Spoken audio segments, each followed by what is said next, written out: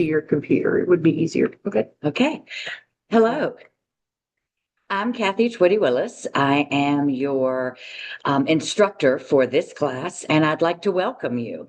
We're having a little technical difficulty, and so I want to just ask you to bear with us as we move forward in making sure that all of our IT works correctly.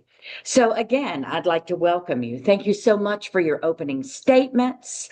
I really appreciated all of the input, what you shared with me about yourselves and about some of the challenges that you're going to be having or could possibly have during the class. And I want you to know not to worry. We are going to work through that. We are going to have a wonderful class where we actually learn a lot together. And I look forward to that. So what I want to do this morning or this afternoon is just to kind of go through the class, go through our dashboard, try to pre-answer any questions that you may have.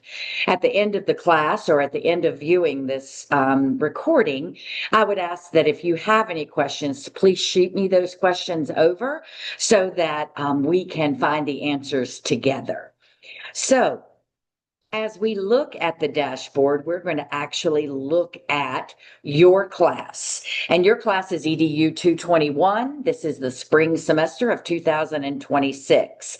I think that there are 18 of us in this class, so I look forward to having each of you share and some of your experiences so that we can better meet the needs of children with exceptionalities. I have already sent a couple of announcements. Please make sure that you read your announcements. The way that you get to your materials is you can get through to them through the home button with Start Here. Most of you have already done all of your assigned work that was due today. So just remember that as you look through your website, that you always check your announcements to see what I might have posted for you or what someone might have posted. The other thing that I want you to do is to review your syllabus. Make sure that as you're looking, that you know what your due dates are. Again, this class is EDU 221, and my information is there. A little bit about me is that I have been in early childhood education since 1979, before probably a lot of you were born. I have done almost everything in the field, from special education to being a state consultant for the Division of Child Development, a pre-K teacher, a elementary teacher. I have taught in all of the classrooms except the infant room. And so I have a wide variety of experiences that I look forward to sharing with you. If you have any questions or need any technical support, if you look at the student support services, that will give you who you can contact and how you get a hold of them. Then, of course, our next area is the required text and materials. Those the required text is the essentials. It's an NAEYC published a book, and then of course your foundations, which is your stable curriculum book throughout all of your education. It goes on in the syllabus to talk about the description of the class, what the organization is. Know that we will have 9 modules in this 8-week class. We will talk about module 1 and 2 today, and then we will move on throughout the class. We hope that your outcomes will be truly that you can demonstrate effective communication skills, that you apply the concepts that you learn, that you can access your computer and that you work on your problem solving. Each course has outcomes and requirements and their policies that are listed that we hope that you went through in your reviewing of your course syllabus.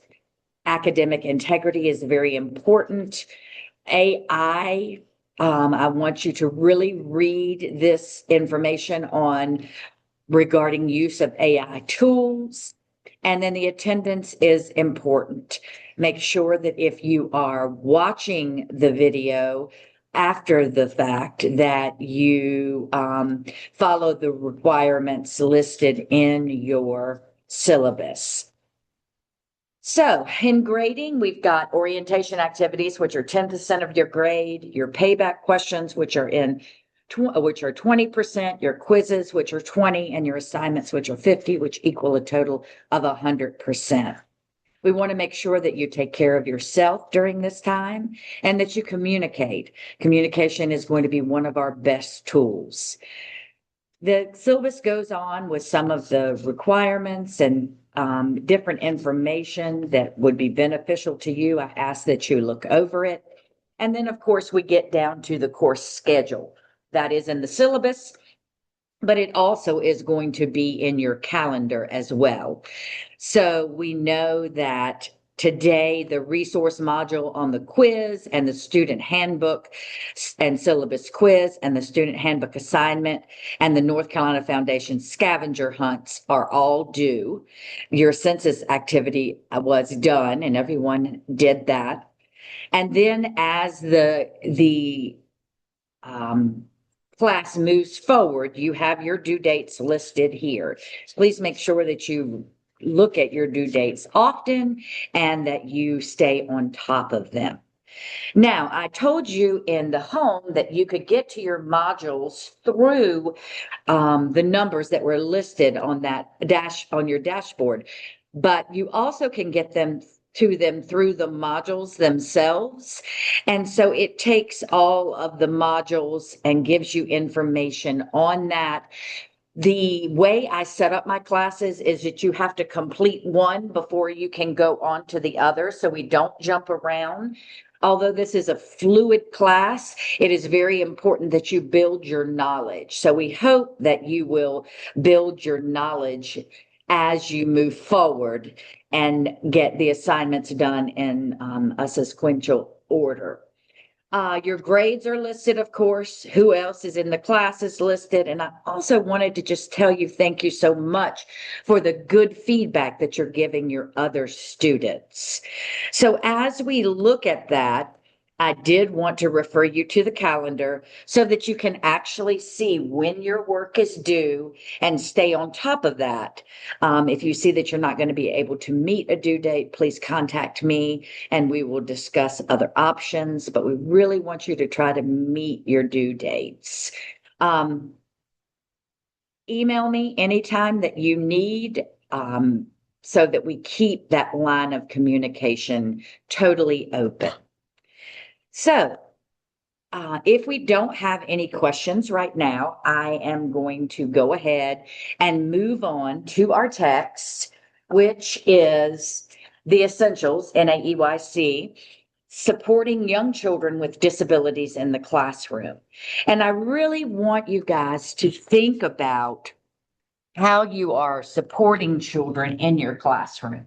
We have some students who are in the school system. We have some students who are in early childhood education. We have some students who are in NC pre-K. And so hopefully the information that we're going to be giving you will be information that you can apply where you're at, where you live at. So we look forward to that. So as we look at our curriculum, we look at chapter 1 where it talks about the different yet alike. One of the things that you're going to hear me say in our time together is that the children that you're serving are differently abled. So we don't look at a child with a learning disability as being at a deficit, but just being differently abled, a different way that we can meet their needs. And that's on us. That is our responsibility to learn, to gather information and skills so that we can best meet all of the needs of all of the children who are in our classroom. So, as you look at different yet alike, some of the things that you want to think about is the child development rights, laws, and regulations. So, the first thing I want to do is kind of talk to you about the history of special education. So, when you look at children who are differently abled and how we as a society have met their needs, you really have to go all the way back to the 1800s when children who had exceptionalities didn't go to school. It wasn't until about 1850 that students started to come into schools, but they were schools that had isolated disabilities. So it wasn't a regular school ed setting. It was a school for a specific disability.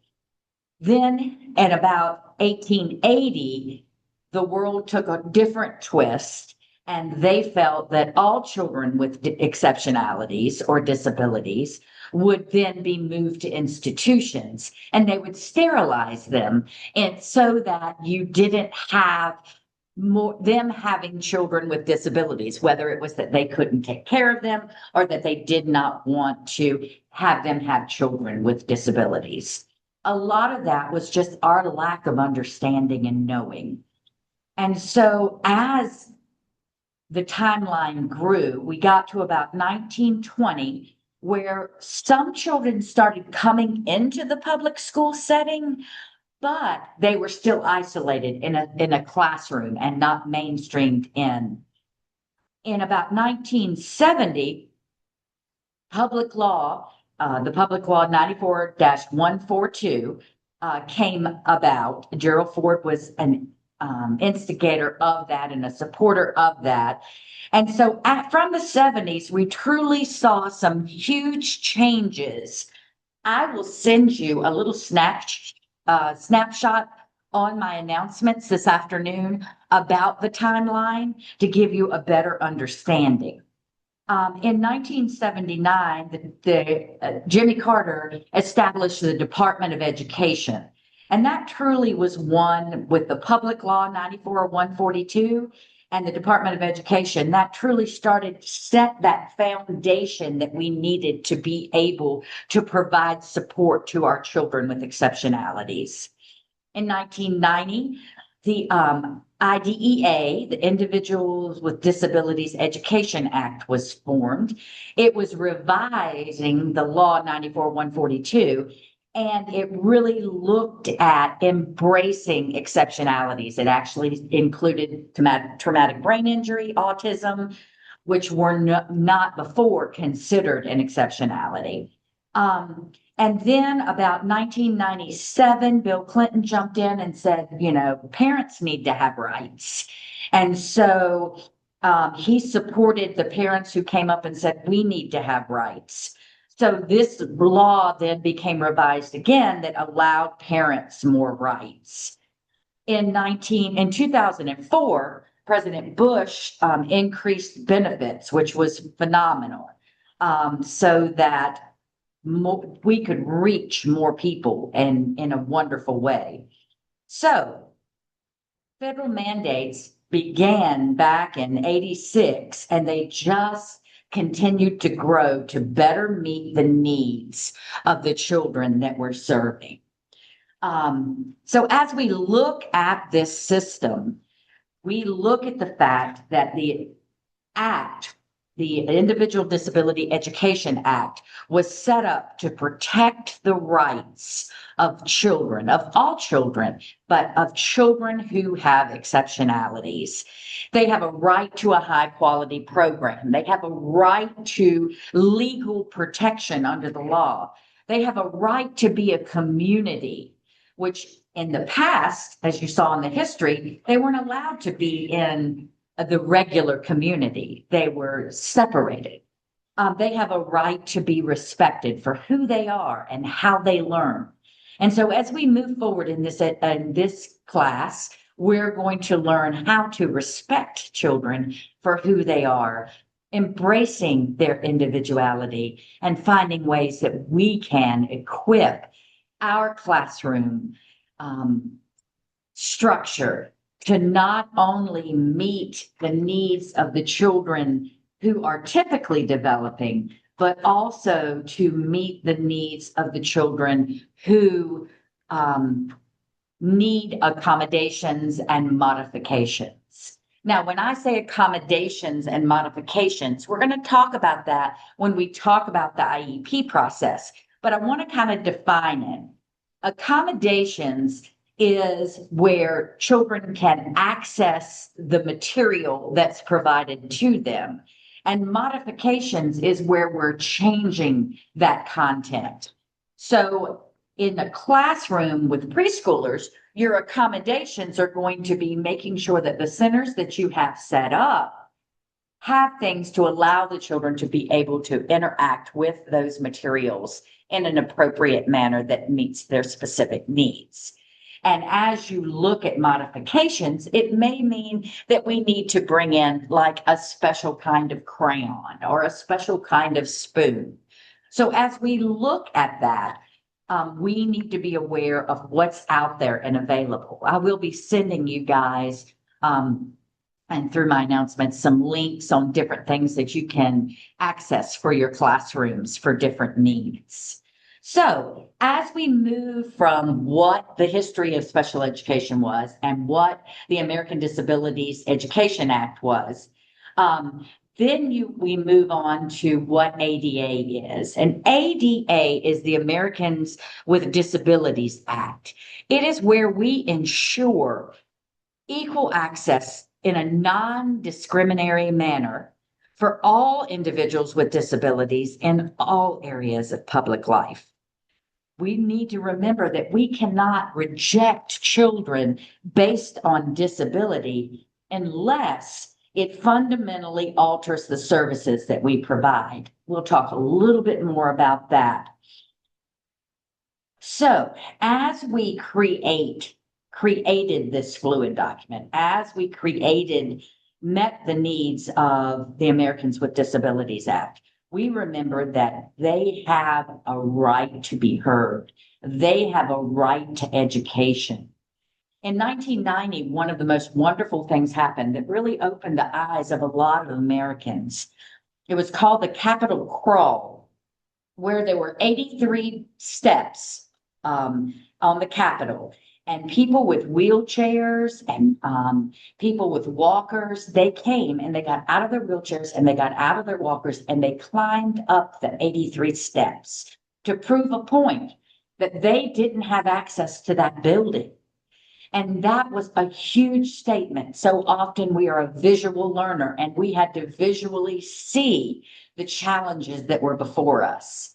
I know in your classroom, you visually see the challenges that are before the children who have exceptionalities. And so as we become aware of these children, we then can gain the skills we need to best meet their specific needs. Child development. Children grow and they mature in a very sequential way. That is not a word. I just made it up.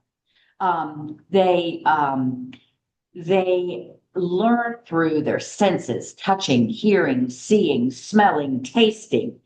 And so when they experience things, that is how they learn.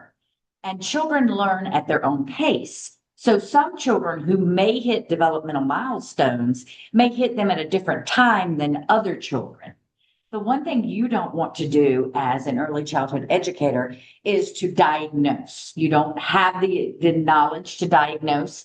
So you need to remember that each child is an individual masterpiece, and that although the children in your classroom may be exhibiting some behaviors that are atypical, what you're going to do is you're going to document that so that you have a running log of what your concerns are. There are developmental delays in children. You have motor development, language development, social, emotional development, cognitive development. And all children meet these developmental milestones in a kind of a spectrum of time. And it's not, Johnny A and Johnny B are not going to meet the milestone on the same date. It depends on their maturation. But when you do see a significant developmental delay, and you've mentioned it to a parent, a lot of times the parents can go to the pediatricians and say, hey, I have a problem, I have a delay. The one thing that you want to remember is if you do not and have not documented properly, the pediatricians are getting a snapshot, less than 15 minutes of what's going on. And so you want to make sure that as you're looking at equipping your families, that you've got good documentation to track that. The other thing you need to remember is that there's a cultural piece of this where some children in different cultures develop at different times and different things are important to them.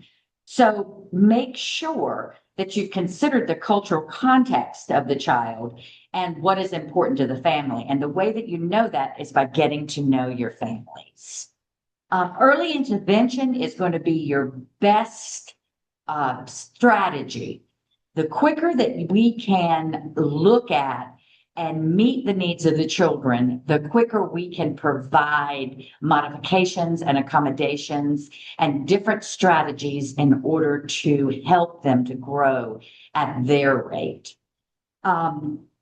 Remember that disabilities can cause, you've got disabilities that the outcome is developmental delays. So you've got genetic orders that are disabilities, neurological orders that are disabilities, trauma causes disabilities. When there is a developmental delay caused by a disability, we want to make sure that you have the tools you need to meet that particular child's needs.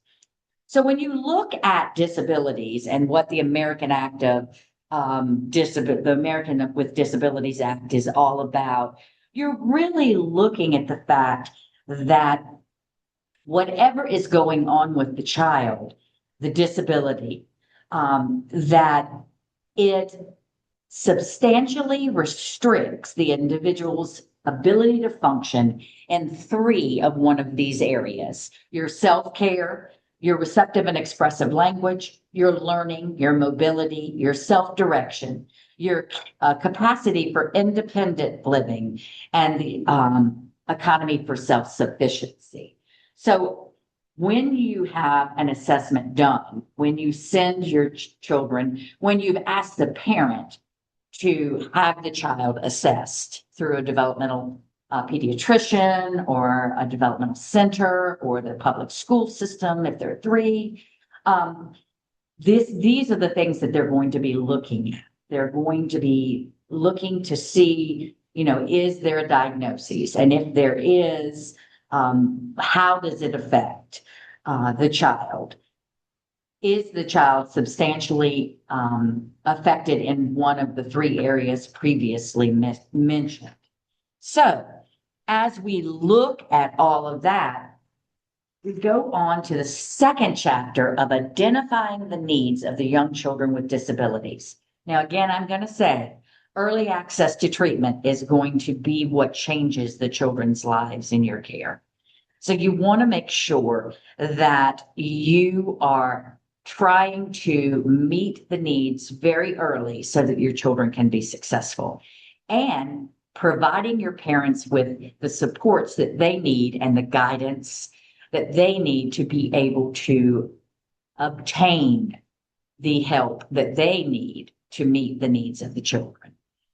As you're looking at the identification of children and you've looked at, the IDEA, the thing that you can remember is that IDEA meets the needs of children 0 all the way to 21 years of age. And so as you look at that, Part B goes not Part C, but Part B goes 3 to 21. Part C is infant to toddlers.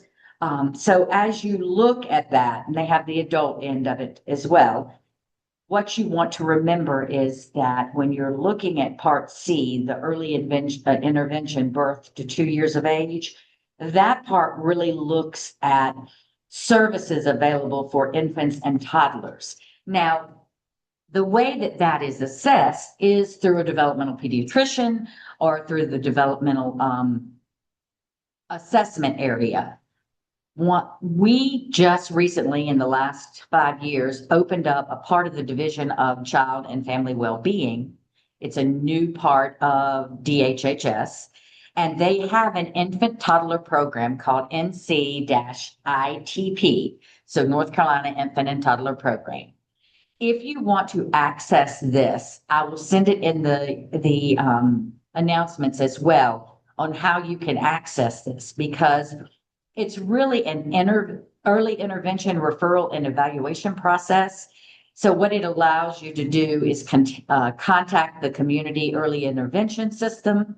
So there's a referral that's made, and then that referral, someone comes and does an assessment, or you take the child to have the assessment done. And then there is the eligibility determination. So what they do is they determine, is the child eligible for services? And then if the child is eligible for services, then they do something called developing the IFSP. And that is very similar to the IEP, except it's for children 0 to 36 months old. And then it's a fluid document. So once they set up this plan, which we'll talk about in a minute, then they review it on a regular basis. And I think their review time for IFSPs are every 6 months. And then at the very end, when the child is nearing 3 years of age, they do a transition over so that they can transition to an IEP. Parents have to give written permission for this process, for the referral. There are service coordinators that assist them in this process. And then there's this team of professionals that work with them. And when you're looking at the team, you can be looking at, your developmental pediatrician, an OT, a PT, a speech therapist, a behavior therapist. You can be looking at all of those people coming together to determine what the needs of the child are. If they determine that the child doesn't have a speech issue, then a speech therapist would not need to, come in and serve on that team. One of the things that you want to remember is that there has to be a conducting of an evaluation in the early intervention services section. So that interdisciplinary team does do an assessment. They look at the physical development. So that's vision, response to stimuli. If you look on page 11, it lays out all the different things there, how it affects infants versus toddlers. And then they go on to cognitive development on page 12, where they look at how an infant or a toddler responds to the world around them. Communication development, the way infants and toddlers can express themselves to make their needs and wants known. Of social emotional development, that how an infant or toddler reacts to his or her own needs in the environment. And then the adaptive development. So to what degree does the infant or toddler need assistance with to complete those self-help skills, whether it's drinking or writing, whatever it may be, putting their clothes on, whatever's appropriate in that area. Once that is done and the assessment is finished, then they determine eligibility for the services, and that IFSP, which is an individualized family service plan, is completed. Now, when you look at an IFSP, you're going to look at what's included in it. So what it does is it talks about the child's present level of functioning. It reviews the family information, because that, nature and nurture, that nurture part is a part of it. It talks about what results or major outcomes are to be achieved. It looks at what services are going to be offered. And with an IFSP, that's done in a natural environment, which means in childcare, in the home, in the community. It's very important that we integrate meeting the needs of our children where they're at. The IFSP would also tell you when and where the child is going to receive the services, how many days, how many sessions, how long the sessions are. It'll also include who's going to pay for the sessions, and the name of the service coordinator. And transitioning out of early intervention will be when you get close to that 3-year-old mark, so that they can transition over to an IEP. So the review of the the IFSP happens every 6 months. And once the child transitions over to the 3 to 21-year-old age range, then they look at getting an IEP. Now, the public school system is the one who can do this assessment. A lot of parents don't know that. A lot of parents have children who are 3 years old and they have, observable deficits and based on typically developing children. And they want to, they don't know where to go. They're lost. And so your job as the educator is to hook them up with your local public school system. They do an evaluation and they can actually assist the child, put them into a developmental pre-K program, or assist them in getting, identifying what needs the children have and getting them the services that they need. The one thing that you also want to remember in supporting the parents is that if there is a situation where they're not getting their needs, there's advocacy groups out there that can assist and help with the IFSP. They can come to the meetings with the IEP. It's all there and available to them. So as you've gone through, you know this process a little bit, you get to the IEP process. Now, it's a lot of paperwork if you've never gone through it, but there's a referral. Everyone comes together. They determine if the child is eligible. And the eligibility guidelines, are in the areas of learning disability, intellectual disability, autism, which is now considered autism spectrum disorder, hearing impairment, visual impairment, orthopedic impairment, or other health impaired. So you've got your ADHD kids, your asthma kids, speech and language impairments, and emotional disturbances or behavior disorders. You can qualify in more than one area, but you typically have a primary area that you qualify in. And then the services are determined based upon what the observed need is for the child. As they write the individual education plan, you want to always make sure that children are in the least restrictive environment. So I have a little diagram. Let's see where I put it.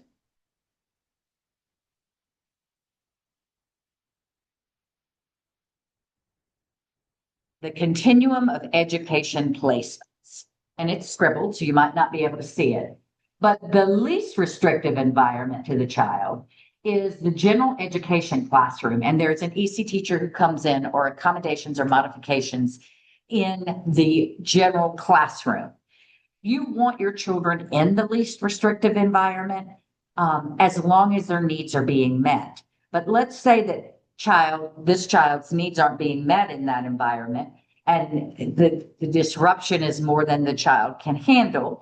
And so he may need to go to a regular classroom, and have specific accommodations or modifications, but then have to go to a regular classroom for his main things and then pulled out to a special education classroom. Now, this is for like English and math. and behavior. So they have some of those. The school system has classrooms that meet the behavioral needs of children. They have classrooms for children on the spectrum. They have classrooms for children with learning disabilities. So they really try to meet the individual needs of the children. Ultimately, your goal would be to get into the least restrictive environment because your children are going to thrive there. You guys have been in early childhood education. You've taken classes. So I know you know Vygotsky's theory that the zone of proximal differences where a child can sit beside another child who can do something and they learn from that child and they become smarter because that child guided them and taught them and lifted them up. So they scaffold them. So, so as we look at that, we want to make sure that all children have the least restrictive environment if it's appropriate. You go down when you talk about children with exceptionalities, and you can also talk about those separate classrooms where I know in Union County, there's a classroom for children with behavioral issues. And they're in there because they can't function in a regular classroom without putting themselves or others at risk. So then that's the least restrictive environment for them because it's a safety issue. When you look at if the school system can't meet the specific needs, then a lot of times there's home education that's offered. The most restrictive environment would be your residential care. And there are some children who have to be placed in residential care, but you have to go through all of the other environments to get to that point to know that's where you need to be. So as you look at that and you look at an IEP is very important in making sure that you're meeting the needs of children and that you are addressing their needs in such a way that you are making accommodations and modifications to meet their needs. Now, what could be an accommodation? Well, accommodation could be something as simple as a child needing more softness in your preschool classroom, or something as a child needing to sit at the front of the room when in circle time. It could be something as simple as for school-age children needing more time to take a test or needing to be in a room where there's not a lot of noise. Those are accommodations that are put into your IEP based on the needs of the individual child. Schools the school system has the knowledge of accommodations, but you want to make sure that you as a parent or you as the supporter of a parent, help give them the tools that they need to look at what accommodations are out there and are available. So how do you talk to how do you talk to parents about your concerns about their children's delays? And that's a tricky thing. First of all, you've got to remember to always be positive. You've got to understand that the place and the time that you are communicating with that parent is important. If there are other parents standing around, they may be embarrassed. If the parents are in a rush, they may not have time to listen. So you want to make sure that you're providing an appropriate place and time, that the environment is not sterile, that it is embracing, even put on the piano guy's radio, so that you've got nice, soft music in the background that's going to provide calming. You also then, once you get into that environment, you're going to want to start with the positives. What is good about this child? What makes you smile when you think of them? What good choices have they made? Parents want to hear good things. Then you move on with making sure that you know that your words matter. So positive words versus negative words. Here's an example. We used to have a little boy at the center I worked at who loved to hit. And so when we were talking to his parents, we would say things like, Jamal had challenges today controlling his hands and feet. Or Jamal did really good today at controlling his hands and feet. See, so it's all about the way that you say it. Or we might say for a child that bites, Sally bit another peer today. And so we just want to make you aware of this. These are, although behavior issues, just a way that we can embrace the parents and helping them to understand that every child is differently abled. And that although there may be issues that we're concerned about, whether it's the ability to open a door or hold a cup or, the desire for us not to want them to throw chairs at people, whatever it may be, that we truly are communicating with the parent in such a way that does not make them feel attacked, but makes them feel like that you're a part of their team supporting their child's success. You want to offer additional information and support.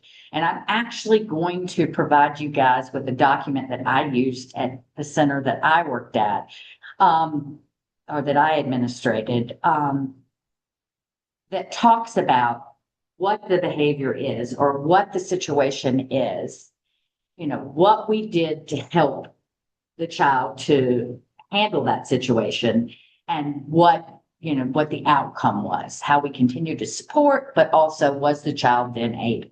So if we had a child that we had one child who could not open the doors. He had some OT issues and needed to see an occupational therapist. And so we would document that we were getting ready to go outside and the child tried to open the door, but got very frustrated. So that you're really talking about, now this checklist is more of a checklist than documentation, because as educators, it's very hard to document everything. We'd be writing books all day long. So this is kind of a checklist on what you did, what strategies were in place. And I think that it may be beneficial to you. So I will pass it on. It is not a Stanley Community College document. It is just a tool that was used that helped us to better communicate so that when the parents went to the pediatrician or the developmental pediatrician or the assessor, they had a notebook with documentation of what the incident was or the concern is, what preceded it, what happened after, and how we supported it so that it couldn't just be stated, oh, that's just children, that's the way they are, so that it was a better documentation system so that they had the information that they needed to best meet the needs of the children that you're serving. The other thing I want you to do is trust your instincts. If you're in early childhood education, you're here because you have a calling to be with children. And so I want you to remember to trust your instincts. Trust your instincts when you communicate with parents, trust your instincts when you interact with the children, and make sure that you, even if the child doesn't have a diagnosis, can bring in things into the classroom that would help support that individual learner. So we talked a little bit about IDEA. We talked a little bit about ADA. We talked about that individual family service plan, the IFSP. We reviewed the IEP. We want you to think about first person language. So it's not that autistic child, but that child with autism. You are not what you wear. You are not the condition that you may have. You are the person who is an individual masterpiece created magnificently with that particular exceptionality or disability. I want you to think about inclusion in the way that when you involve including a child into an environment, that whole environment is a part of the learning process. And the least restrictive environment where the children can positively develop is very, very important. We reviewed different educational settings from the self-contained to the totally mainstreamed. And there are many different types of assessments. The only assessment type that is going to impact you would be a milestone checklist or a developmental checklist where you can say, this is what this child has achieved. If you're in NC pre-K, you have tests that you do at the first of the year and tests you do in the middle of the year. Those are assessments that you can use to see not only where the child is when you first start interacting with them, but where they get to once they have been in your environment. So that is absolutely a beautiful thing to have, because that type of data will help you really model your classroom in a positive way. When you are doing your activity plan, you're not doing an activity plan for all children. You are creating a map for each child in your classroom's development. And so whether it's a child who's on the spectrum or a child with hearing disabilities, whether it's a child who has the inability to walk and is in a wheelchair, all of those things, you are creating that map for their successes. There is adaptive and assistant technology that's out there and available. There's all kinds of things that we will begin to uncover and learn more about. Where do we go from here? Well, as we look where we go from here, we're going to look at the beginning of our book. And we're going to look right at the contents. If you open your book to the contents, you'll see that we've talked about different yet alike. We've talked about identifying the needs of young children. I've given you strategies through the public school system and through your developmental pediatricians and through the new DHHS, the correct name of it, because I'm used to the Division of Child Development. So through the new DHHS website that talks about family health. And I'm going to give you that link. So as we look at that, you've learned all of that. So you have tools to give to your parents to help them to gain the knowledge of what the needs are and how to best meet the needs of each individual child. Now, where do we go from here? We'll meet 3 other times like this. Plus I'll be on the other end of the computer always. And so the next 2 weeks after that, we'll talk about when I come back in 2 weeks or 3 weeks, because it's spring break. We're going to be going over chapter 3 and chapter 4 and maybe chapter 5, where we will be looking at where to start, developmentally appropriate practice, inclusion, and universal design. We'll look at individual supports and interventions. That's going to be really beneficial for you in your classroom setting. We're going to be looking at addressing challenging behaviors, kind of figuring out what the behavior is saying and how to best meet its need. We'll review specific disabilities in the next in the next month, from speech and language impairments to autism spectrum disorder, to visual and hearing impairments, physical disabilities, intellectual disabilities, attention deficit and hyperactivity, learning disabilities, and we're going to talk about children with sensory issues as well. So as we move along, I'm going to go ahead and see if I can pull this back up, and we will look at this. So for the next 2 weeks, you're going to be working on Module 1 and Module 2. We've gone over a lot of that. So hopefully the reading will help give you the information that what we've talked about today will help give you a good foundation so that you can better conceptualize everything that's in Module 1 and Module 2. And then we'll come back together actually in 2 weeks on the 24th, and we will go over the next couple of modules and talk about the signs of what give you or lead you to believe that children actually truly need help outside of what you're giving them.